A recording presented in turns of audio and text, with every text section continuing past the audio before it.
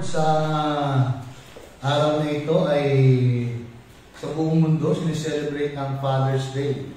Amen. So Happy Father's Day sa lahat ng mga tatay. May mga tatay ba dito? Amen. Merong tatay na nanay, no? Tanay. Taga-tanay. Praise God. Happy Father's Day sa lahat ng mga viewers natin. Yan. Mga nanonood. At to God be the glory, no, na-recover na natin itong ating Facebook. Yan. Niscam ba? Praise God. Hindi naman. Ayaw lang nila. Re-review. Right. Nireview. Nireview kasi may exam. Alright. So, pagpapatuloy natin yung ating message, no? The Pure Gospel, our message. So, nag-start tayo ng June, okay, about the Pure Gospel. Ano ang ulit ang Pure Gospel? Dibras. So, ano yung dibras na kailangan natin maintindihan? Okay, death, burial, resurrection, ascension, and seating or tinatawag na glorification. Alam niyo ba, yung gospel na yan, or yung dibras na binabanggit natin, kailangan natin maintindihan, ay pakinggan niyo, pakinggan sa akin. Sa death ng Panginoon, actually, is our death.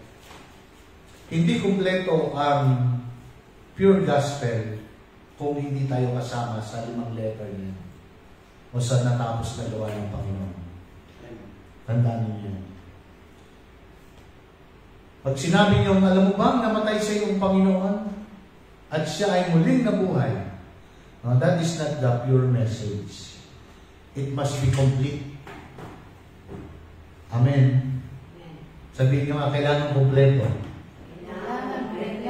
Anything na hindi kompleto, incomplete. Tama, di ba? Kulang. Di ba? So, kailangan sa ating pagkakaunawa ng pure message, ng pure gospel, ang Panginoon ang trumabaho lahat, ginawa niya lahat, tinapos niya ang lahat, pero sa trabaho ng Panginoon, kasama tayo. That is identification. Christ identified to our sins, we identified to His death. Amen. Kaya yung kamatayan ng Panginoong Hesus is not His death, but it is actually our death. Okay? And His burial, our burial. His resurrection, our resurrection. And together, kung titignan niyo, di ba yung Ephesians, yung ating pinag-aralan? Together we ascended, or we are quickened together, we ascended together, we are seated together in the heavenlies. Okay, walang places doon sa original. In the heavenlies. So nasaan yung yung heaven?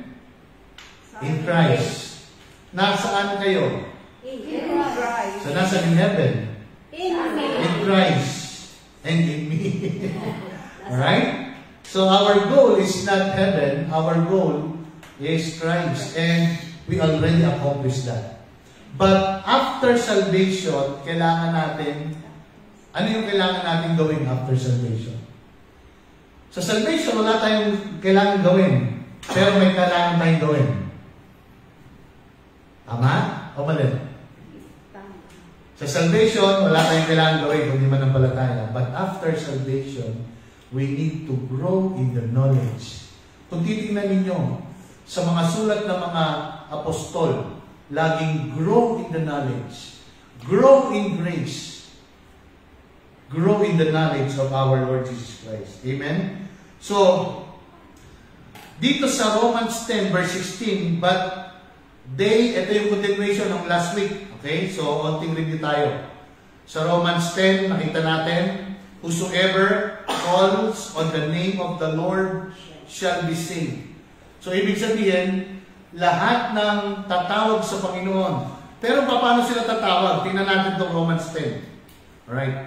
Sabi sa 12, for there is no distinction between Jews and Greek, for the same Lord over all is rich to all who call upon Him. Mayaman daw ang Panginoon. Saan siya mayaman? He's rich in mercy. Tandaan niya yan. Amen. Amen? Amen. So, for whoever calls on the name of the Lord shall be saved. Amen? Amen. So, pag sinabi natin name of the Lord, importante na malaman natin na yung name ng Panginoon hindi lang yung J-E-S-U-S. There is something in the name of the Lord. Tingnan niyo ako. There is something in the name of the Lord. There is something in the name of Jesus.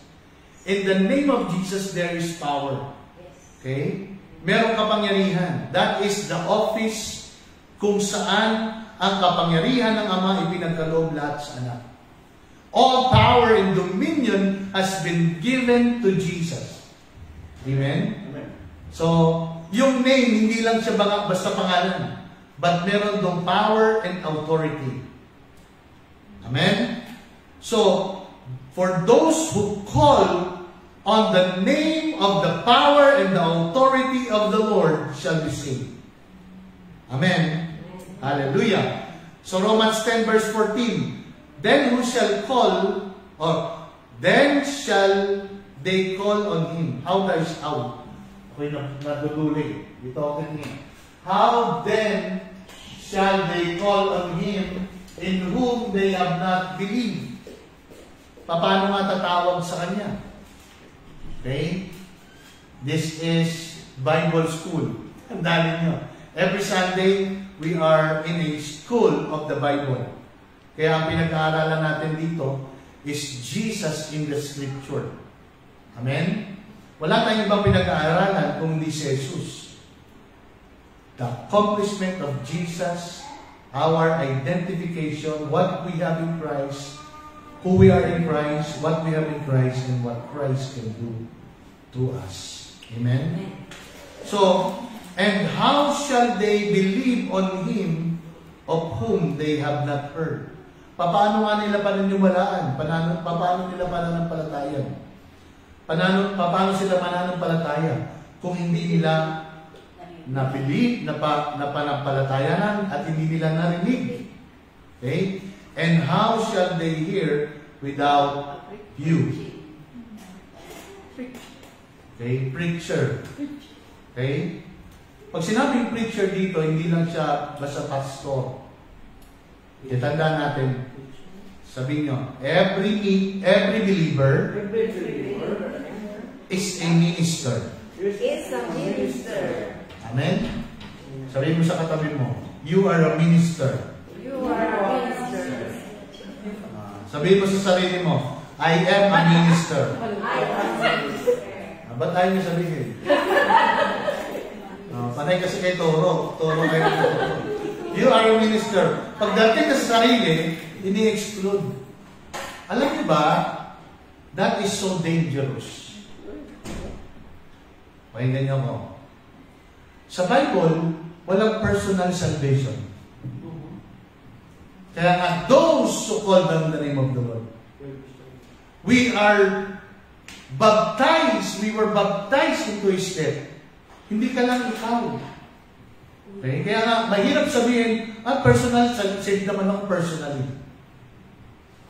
Yes, you may say that you are saved personal, but you need to know that you need to be in the family. Salvation is in the family. Right? Of believers. Tandaan niya. Family of believers. Kaya nga, the Bible says, we were raised together. Hindi lang ikaw, you. Hindi sinabing, you are raised together. But sinabing, we are quickened together. Tandaan niya yung una. Sa Ephesians 2. Quickened together. Raised together. Seated together. Okay? Tandaan niyo tatlong together na yun sa Ephesians 2, verse 4 to 6. Importante yun. And that is the family of the believer. Kaya nga, yung nabanggit ko sa atin na Jesus, no, kung hindi namatay ang Panginoong Jesus, Tingnan ninyo. Ang sabi doon sa gospel, kung hindi yung isang binhi, okay, mamamatay, di ba? Ibabaon sa lupa, it's a picture of Jesus. Okay? At yung resurrection, ano meron? Pagbunga. Ano yung bunga? Anong meron bunga? The fruit of righteousness or the life of the resurrection, righteousness, life of Christ na meron tayo. Amen? So sa resurrection, yung resurrection na yun, hindi yun yung future. Sa kanila, future. Sa ating past. Amen? Tingnan niyo yung word ni Jesus kay Martha, no? Nung namatay si Lazarus. Alam na alam niya, sabi niya, I know in the scripture, in the last day, we will be resurrected. My brother will be resurrected. Tingnan ninyo yung ginawa ni Jesus sa kanya. May correction, pero with love. Sabi ng Panginoon, Martha, I am the resurrection. Ako yung resurrection. Ako yung life. Hindi lang life basta. I am eternal life. He who believes in me, though he die, he will live. Ano ibig sabihin? Siya na nampalataya sa akin, namatay sa physical, siya pa rin ay buhay. Nakuha niyo ba? Pero may pinagid doon. Hindi lang siya doon nagtatapos. But he who believes in me and live. Okay? Ano yun? And live will never die. Sabi ng Panginoon, do you believe that? Tanong sa inyo, do you believe that? Sabi mo sa katabi mo, hindi ka mamamatay. Ba't umina? Hindi mamamatay. Pag galit ka, iba ang sinasabi. Di ba? Kabaliktaran nung hindi mamamatay. Right, tuloy natin. Baka kung ano pa masabi ninyo. And, you know, you need to control your lips sa inyong pagsasalita. Why? Kasi sa pamamagitan ng pagsasalita, kayo nagkakaroon ng pagkakataon ng kalaban. Right? Verse 15. And how shall they preach unless they are sent? As it is written, how beautiful are the feet of those who preach the gospel of peace. Tingnan ninyo. How beautiful are the feet of those who preach the gospel of peace. Tingnan nyo ang gospel, merong peace. May kapayapaan, hindi magulo. Kaya kailangan kayo, hindi rin kayo magulo. Who bring glad tidings of good things. Okay? Tuloy natin. Romans 10:16. But they have not all obeyed the gospel. So tingnan niyo dito. Nagturo ko last Thursday and last Tuesday. And last Friday sa Saudi. Ang bagay ko sa kanila is yung alam niyo ba ang pag-ibig ng Panginoon ay hindi niya kinokontra yung will ng tao. Yes. Amen. Hello. Tapos ang tanong ko sa kanila, naniniwala ba kayo na mas makapangyarihan ang will ng tao kaysa sa will ng Diyos? Hello? Nandiyan ba kayo? Ano ang will ng Diyos? That all men will be saved and come to the knowledge of the truth. Anong sabi ng ating text? But they have not all obeyed the gospel. Why? They reject it. Ang will ng tao, pwede niya i-reject yung gospel, katulad yung nangyari kay Adam. He reject the tree of life. Kaya alam niyo ba, the tree of life is the gospel of life in the Old Testament. Okay. Sulat niya yan. The tree of life is the gospel of life. that is in the old. Kaya ngayon, tree of life, hindi siya puno per se na puno. Yung tree of the knowledge of good and evil, hindi rin siya puno. Okay? That is a mode of communication in time of the writing ni Moses. Nakakita na kayo ng gano'n, ng mode of communication? Oh, nasa Bible. That is the Bible.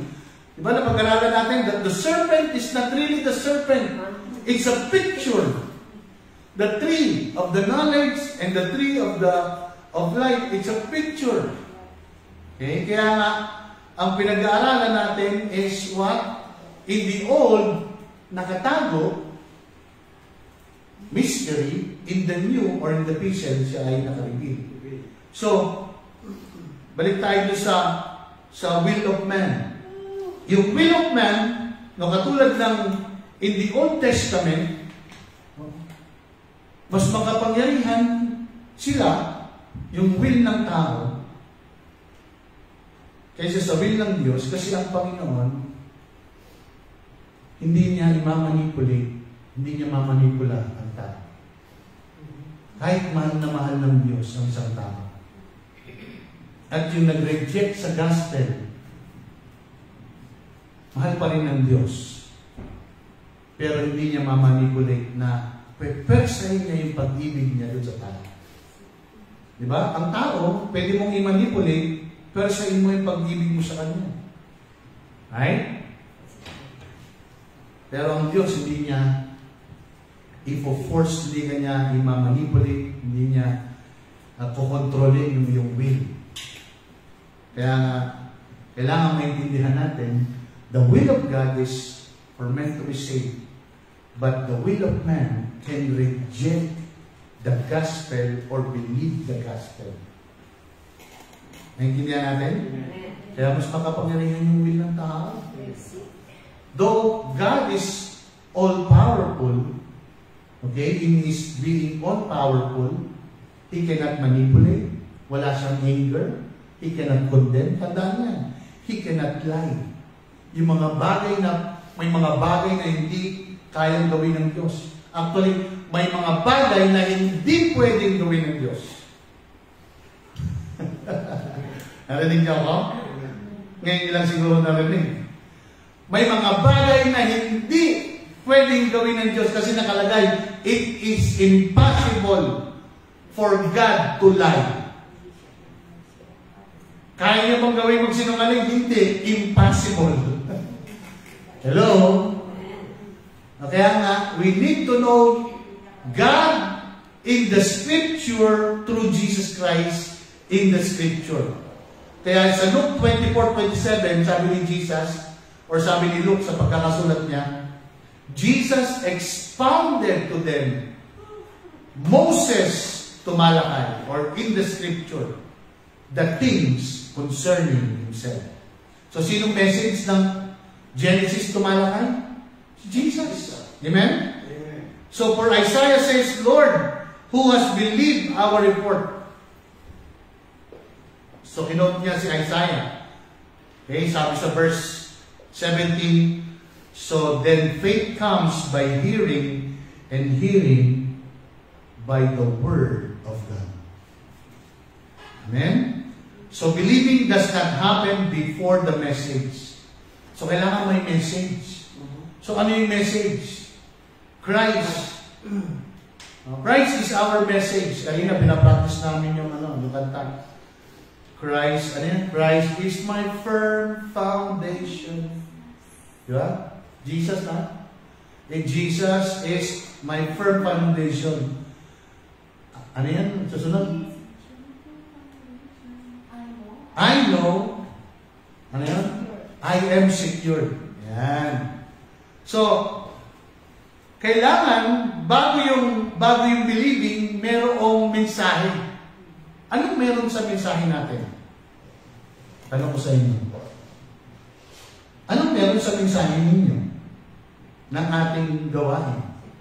Si Kristo. Na ano, nangyari?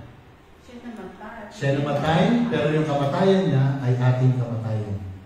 Kailangan complete. Kasi hindi pwedeng si Kristo'y namatay, si Kristo'y nabuhay, siya ibabalik sa wakas ng panahon. Diba? That is not the message. Okay, tandaan natin. Kaya inuulit ko sa inyo ito. Okay? Why? Because there are mixture of message. Mixture gospel. Tandaan natin. Kaya nga, ang buhay ng tao naging mixture, hindi pure. Kaya ang question, do they really heard the gospel? Ang question pa, ligtas ba talaga sila? Ay, maliligtas pa lang kami. Kaya kami laging nasa church. Kasi gusto namin maligtas sa wakas ng panahon. Kawawa naman. Kawawa nga naman sila. Tama ka. Hindi nila alam yung identity. Kaya ang tanong sa inyo, why are you in the church? Why are you going to church? Okay? Bakit ba tayo kailangan pumunta sa church? For us to grow in the knowledge of Christ. Amen? Kaya nga ang ating gawain, okay, walang kwentology. Amen? At meron tayong message. The church, hindi rin pwedeng ang ating message ay magulo. Kaya ang ating mensahe is systematic. Hello? Meron tayong systematic theology. Systematic message. Amen? Kaya meron tayong series of message na ginagawa. Amen. Amen. Kaya pag alis niyo ng gawain, no, alam ninyo kung ano yung mensahe. Anong mensahe? Ay, nakakatuwa si Pastor. Yeah. Yung lagi ang mensahe, nakakatuwa si Pastor. Alright. Alright. Mark 16:15. And he said to them, go into the world, in all the world, and preach the gospel to every creature. Meron ditong mandate. Okay? Ephesians 6 verse 15. And having shod your feet with the preparation of the gospel of peace. Okay? Now all things are of God, who hath reconciled us to himself through Jesus Christ and have given us the ministry of reconciliation. Ang pinabanggit ko dito, every one of us here may ministry. And the ministry is reconciliation. Not the ministry of guilt. Hello? Not the ministry of condemnation. Kaya kung may babanggitin kayong salita na negative, huwag niyo nang sabihin when it comes to people. Why? Because you allow the enemy to work on your behalf. Hello? At nawa maintindihan niyo ako bilang yung pastor. Why? Because the enemy can work and use you because of your wrong words. Wrong words produces wrong belief. Wrong belief produces wrong action. Alright? Okay, 2 Corinthians 5:19. Look at Jesus, or look at Paul, how he explained. That is that God was in Christ. Nasaan daw ang Diyos? Paano niya nalaman? That God was in Christ. Alright? Di ba? Sabi ng 1 Thessalonians 6 or 3:16, He is invisible God. You cannot see an invisible unless maging visible. Naintindihan niyo ba ako? Ilang beses ko na pinulit. Okay? Kaya nagkakaroon ng problema when it comes to theology. Tatlong Diyos, tatlong persona, pero isang Diyos. Very careful, listen. God, the Father, became flesh. Tama? O mali? God was in Christ. Reconciling the world. How He reconciled the world? Through Himself. Eto sabi, not imputing their trespasses to them, and has committed unto us the word of reconciliation. Sa ibang translation, God who is in Christ become a man. God became a man. He died on the cross to reconcile us, to take away the sin of the world. Ano ba sabi dito? Not imputing. Alam niyo ba yung not imputing? Not imputing. Alam niyo yung not imputing? Hindi niyo alam? Sino kayong nagme-message? Diba naglalagay kayo ng message? Pag gano'n nyo, enter, impute. Alam niyo yan? Naintindihan niyo na. So, ibig sabihin, hindi inilalagay sa inyo, sa atin, ano yun? Yung kanilang pagsalansa or your sins. Not imputing your sins to them, and has committed unto us the word of reconciliation. So that is our ministry. The ministry of Christ-driven life, global ministry, is the ministry of reconciliation. To reconcile our family to God. Paano? To Christ in the Scripture. Anything that is Christ out of the Scripture is false Christ, another Jesus, another gospel. Tandaan niyo. Amen? So dito, not imputing your sin. Okay? Pagdating ng 21, okay? Ba't nawala yung 20? Okay. For He made Him who knew no sin to be sin for us, that we might become the righteousness of God. In where? In Him. So where are you? Ulit. We are in Christ. So how God declares your identity. Ano yung identity na sinasabi dito? Nakatingin lang ngayon sa righteous. So, sino righteous dito? Amen. Para dinadahan na ako kasi para maintindihan nyo. Okay? Siya na walang kasalanan ay naging kasalanan para sa atin. Okay? Okay, sa aking translation. Upang kayo sa kanyang resurrection i-declare na anong righteous, matuwid. Amen? Alright, so kailangan naintindihan natin. So that is our identity. Kanina, sa verse 18, kinuha niya lahat ng kasalanan ng mundo, the ministry of reconciliation.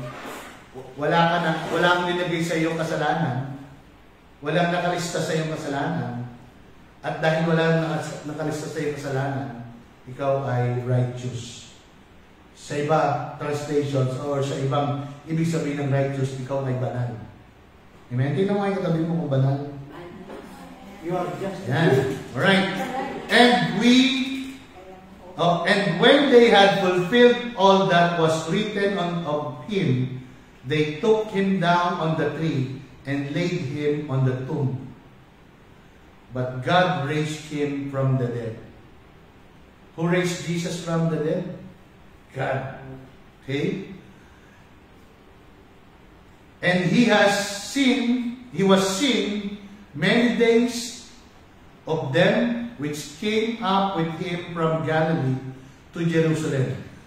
So dito sa Acts 13, ito yung story na nakita si Jesus. Okay?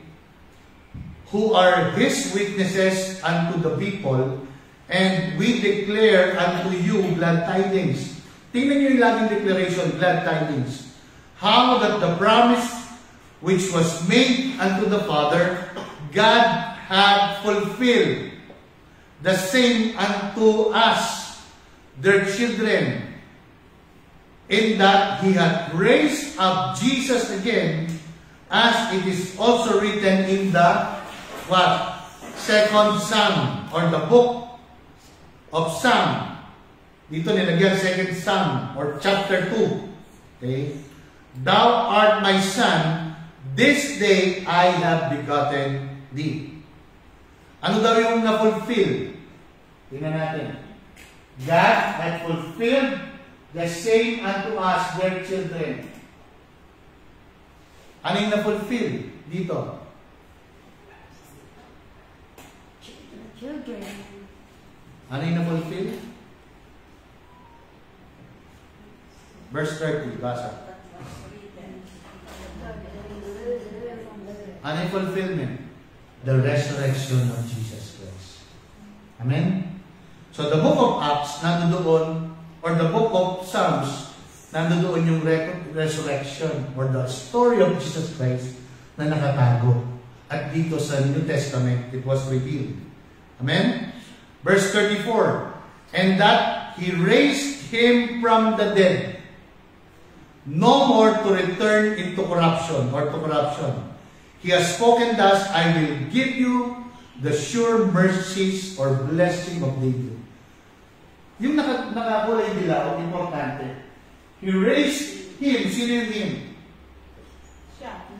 Jesus. Okay? Christ. From the dead. And to return.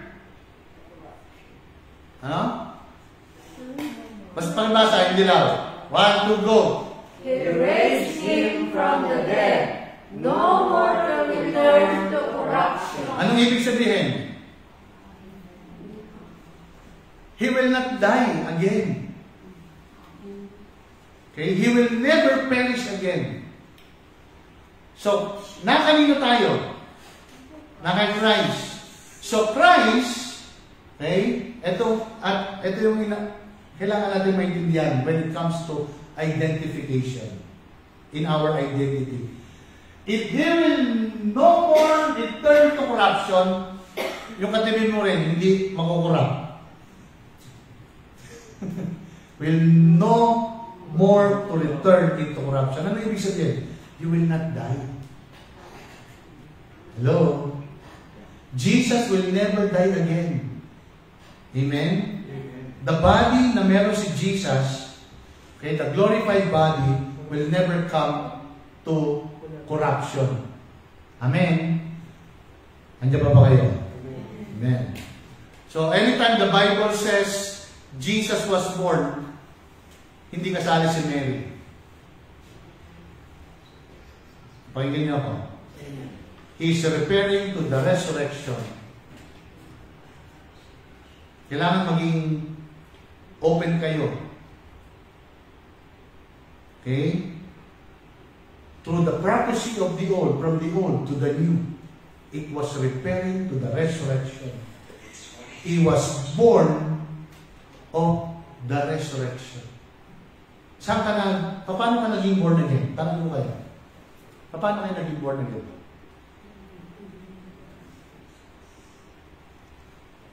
Sino bang born again dito? By accident? By accepting Christ? Believing in yung ginawa ni Jesus, no? By believing yung ginawa ni Jesus? Yung sa Libras. Sa Libras? Na Kaya ano? ako na born again. Kaya ka na born again? Alright. Sige pa, ano pa? Sino pa?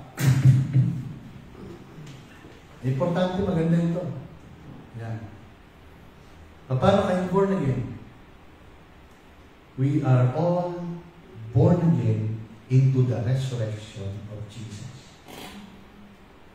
Yes, we believe the Libras. Christ died, we died.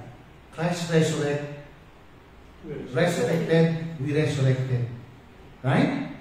So our being born again is receiving the life of Christ through that resurrection. It is actually the Holy Spirit, okay, the same Spirit that raised Christ from the dead quickens your mortal body. So, nasa iba ang Holy Spirit. Amen. So, paano ka na born again?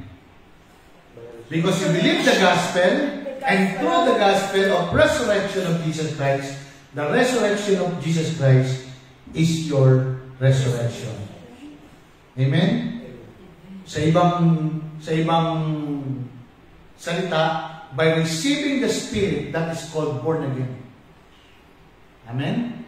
Because you receive that same Spirit that raised Jesus Christ, same Spirit that you have, raised Jesus Christ from the dead. Receiving the Holy Spirit is called born again. Amen? So are you born again? Because I received the resurrection life, I received the Holy Spirit in me. Amen? Hallelujah. Romans 8:31 and 32. What shall we say then? Or what shall we then say to these things? If God be for us, who can be against us? He that spared not his own son, but delivered, tingnan niyo yun, past tense, delivered him up for us all. Not for one person. Okay? Kaya, hindi siya namatay para sa iyo lang. Namatay si Jesus para sa akin. Kaya meron akong personal salvation. Salvation, okay nga, salvation is not personal. It's a family. We are saved to a family. Amen? How shall he not with him also freely, freely give us all things? Ano yung binigay sa atin? All. Paano binigay? Ha?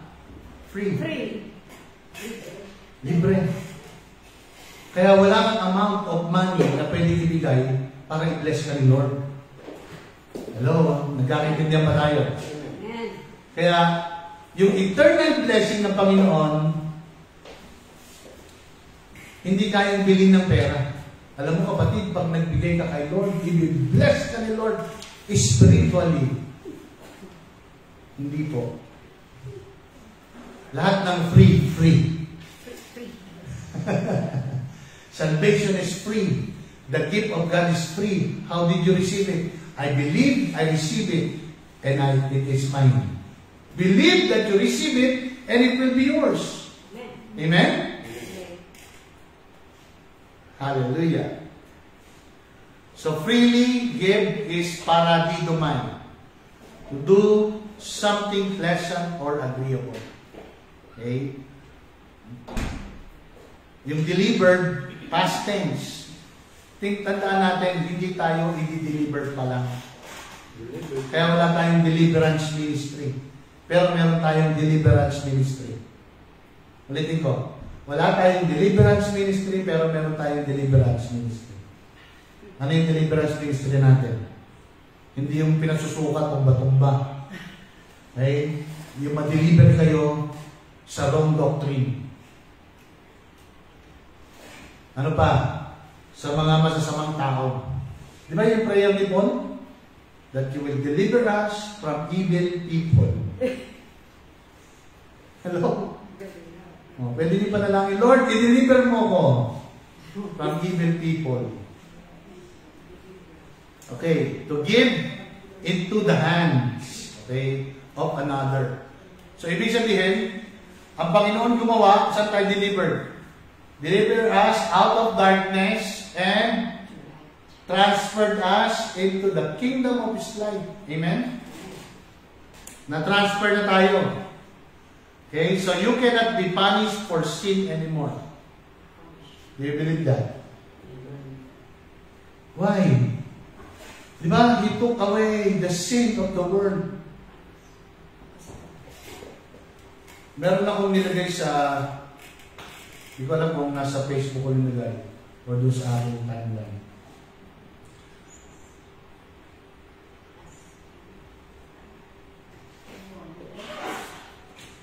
Dapat tayo ay righteous conscious. Meron tayong righteousness, yun ang consciousness natin. Tayo mga Kristiyano. Amen? Hindi sin consciousness, but righteous consciousness. Amen? So, no punishment for believers. Jesus has been punished. Bakit? Isang beses lang mamamatay ang Panginoon. And this is our message. This is the pure message of the gospel. Amen. Yeah, praise God. So, Mark 16, 15 to 16. Then he said to them, go into the world, go into all the world and preach the gospel to every creature. He who believes and is baptized. Okay, nakalagay na, Pastor, tingnan mo na, baptize, ibig sabihin, water baptize. Hindi po yan water baptism. Walang nakalagay dyan, water baptism. Sabi ni Peter, water baptism will not save you. So, hindi yan water baptism. Baptize dyan, ibig sabihin, baptizo. Immerse. Saan? Sa doctrine of Christ. Hello? Andiyan pa ba kayo? Hello? So, malapit ng summer, kakaroon tayo ng swimming. Summer na no? Magkakaroon tayo ng swimming. Okay? Kasi yung water baptism, swimming yun, siniswim. Gusto nyo magpa-water baptize? Pupunta tayo sa Israel. Doon sa lake.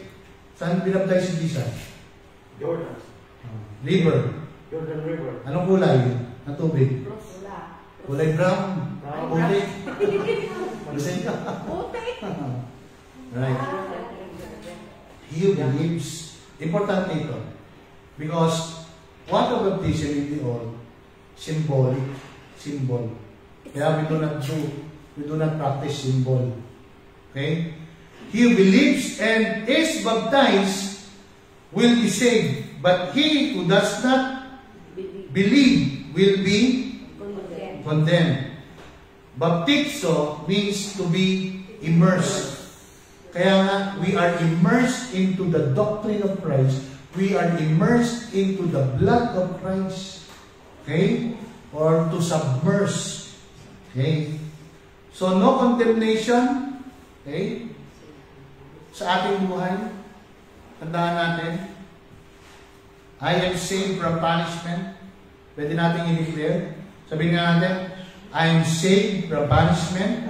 Saved from punishment. I and death will never meet. I and death will never meet. Parang hindi ko kayo hindi ko kayo nabitin. Hindi ko kayo narinig. Ulitin natin, parang na kayo nag-recite eh. I and death will never meet. Amen? Amen. Why? Death and life will never meet.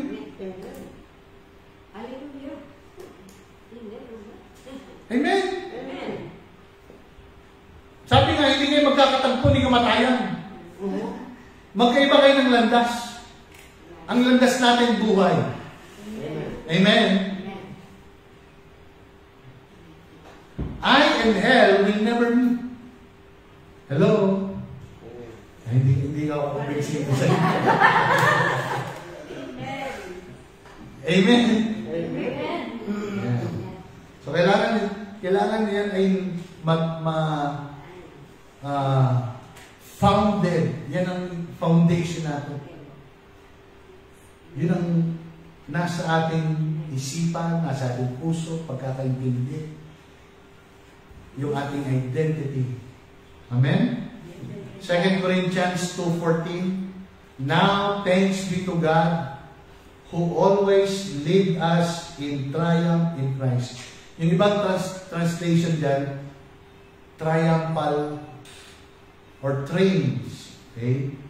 And through us diffuse the fragrance of His knowledge in every place. Anong fragrance? Mabango. Diba? Ano yung bango niyo? Ano yung namumulak? Yun yung bango ng buhay. Amen? That is the fragrance of life. Ang tawag nga namin doon ang tawag natin ay OL. Ano yung OL?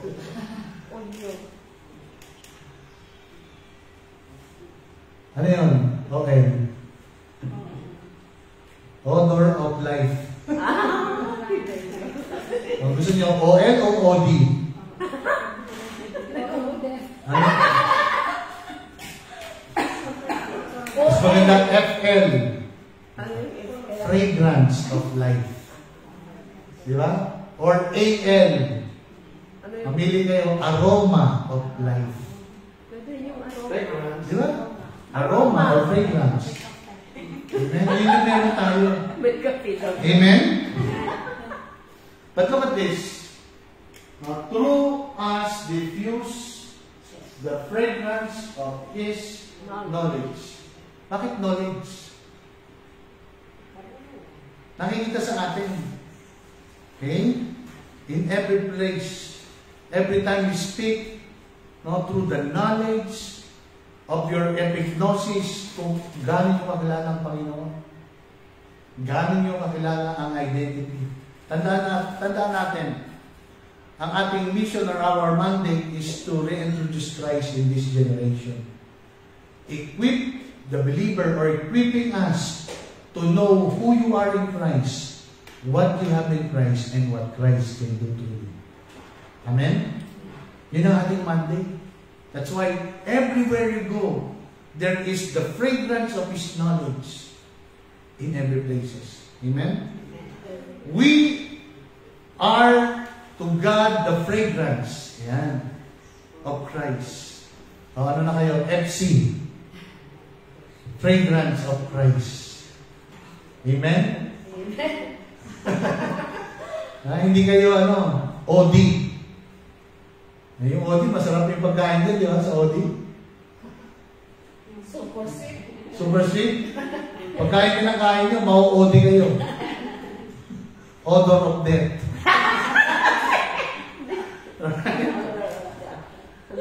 Sino maligaya, meron tayong fragrance of Christ. Amen. Amen. Among those who are being saved and among those who are perished. I and death will never meet.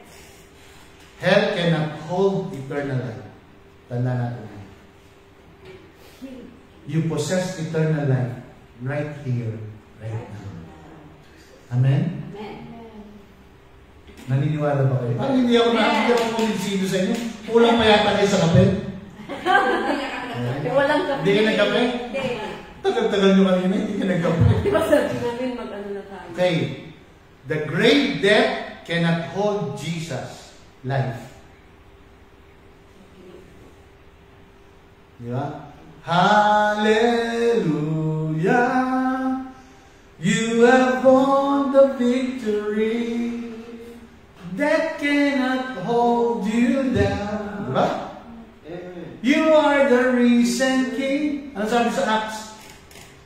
Hell cannot contain Jesus. Amen? Hallelujah. Kaya nga, death cannot hold Jesus' life. Death cannot hold you because you have Jesus. Amen? Hallelujah. So Ephesians 2:8, look at this, hanggang 10. For by grace you have been saved through faith, and that not of yourself. May dalawang bagay ako dito gusto ko maintindihan natin. By grace you have been saved, past tense, through faith, and that not of yourself. Faith and grace here ay gift. Hello, nandiyan ba kayo? Amen. Grace and faith here is gift. You are saved by grace through faith, which is a gift. Okay?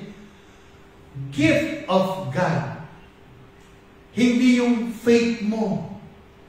Kaya nga, by the hearing of faith, Sino yung faith? Faith is a person, si Jesus Christ.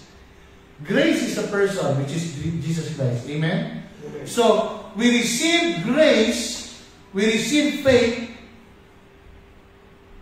Grace saved us through believing by the faith of Jesus Christ. Amen? And it is a gift.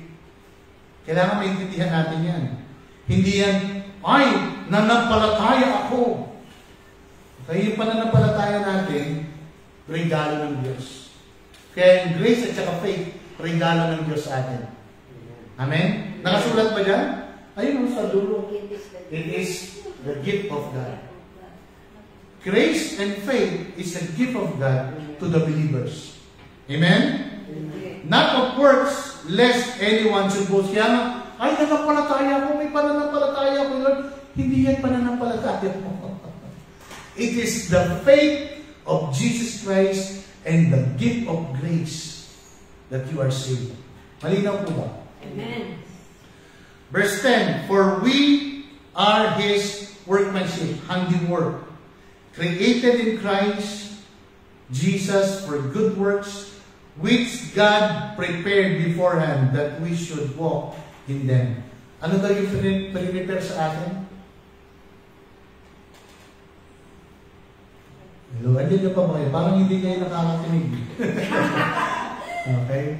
Malayo yung inisip. Ang gusto sabihin, hindi makapaniwala. Okay, hindi na mapa... Okay. Tayo daw ay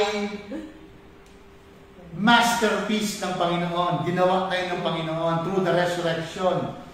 Created in Christ. So yung created in Christ, eh, nasa Genesis yan. Let us make man. Let us create man, Jesus Christ. Make them male and female, the church. We are created in Christ. Beforehand. Ano yung beforehand? Okay? That we should walk in them. Ano yung prepare sa atin? Ano yun? Yung kulay puti. For good works. good works. So, anong kailangan mong gawin? After salvation, good works. Gumawa ng mabuti kasi mabuti ka na. Hello, hindi ka gumagawa ng good works to earn salvation. It's the other way around. Ngayon, saved ka na, now, ang napoproduce ay good works. Amen? At na-prepare na yun. Lalakaran mo na lang. Amen. Sabihin nyo nga, na-prepare na pala. Na-prepare na. Ngayon, alam ko na. Anyakit din. Diba? Alright. So, eternal life, salvation is I receive Christ's life. Ulitin natin. 1, 2, go. Salvation is I receive Christ's life. Salvation is Christ has given you His life. I receive His life because He gave His life to me. Amen. Amen. Hallelujah. So, ano yung buhay mo ngayon? Buhay na ni Kristo. Amen. Thessalonians 5:23 to 24. Now may the God of peace Himself sanctify you entirely, and may your spirit, soul, and body be preserved completely without blame at the coming of our Lord Jesus Christ. Faithful is He who called you, and He also will bring it to pass. Okay?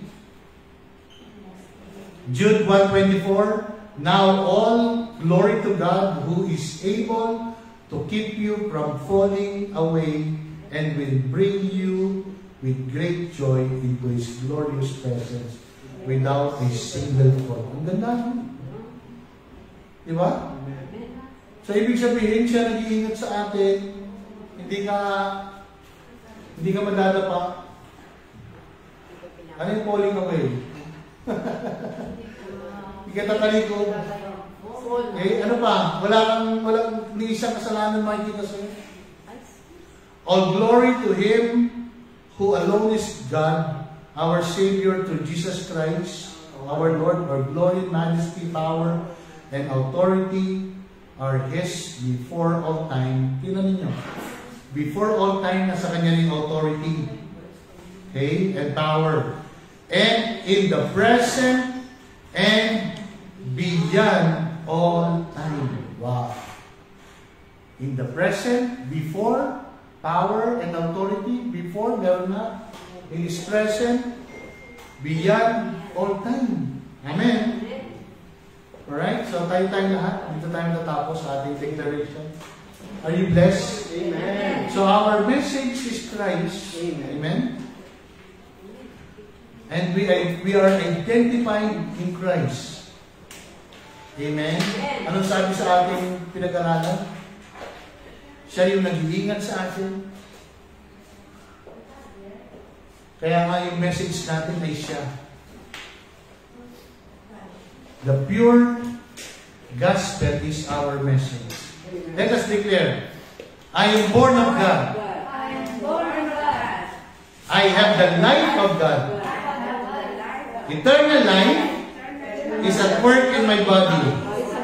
I have the nature of Christ. Sickness, sabi natin ito, sickness cannot survive in my body because eternal life is at work in my body right here, right now. The life of God is at work in my body, in my organs, right here, right now. Let's pray. Father, thank you for revelation knowledge. Thank you for the life of Christ, the mind of Christ. Thank you, Lord God, that we have an answered prayer. Salamat, Panginoon, sa hapon ito. That our message is the pure gospel of Christ. And we are identified in this gospel. Kaya, Panginoon, maraming salamat po.